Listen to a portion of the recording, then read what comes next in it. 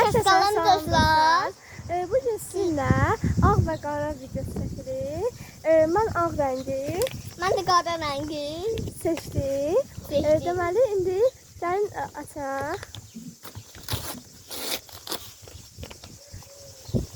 İlk öncə belə bir ağ banknot çıxdı.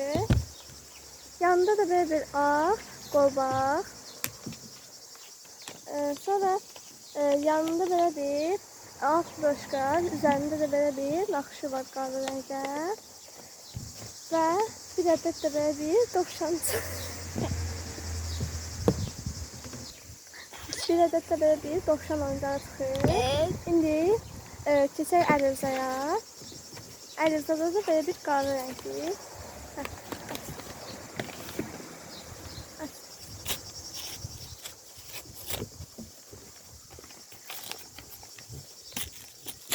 Göster. Köməyini ki açsın. Deməli bir ədəd, belə 2 ədəd belə qara rəngdə belə xalası var. 2 adet köymə açsın. Sonra da belə burada belə pulqabı belə var. Burası böyle asmalı. Düzdür.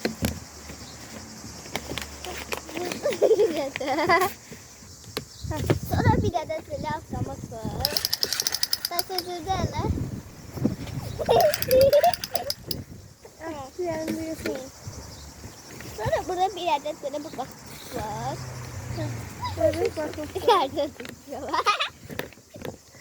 Evet. Sonra oraya. Ha. Bay bay. Deməli, Videomuza kanalımıza like atmayı unutmayın. Videomuz bu kadarıydı. Kanalımıza abone olup like atıp yorum yazmayı Unutmayın. ve bildirimleri açmayı unutmayın. Bay bay. Hoşçakalın.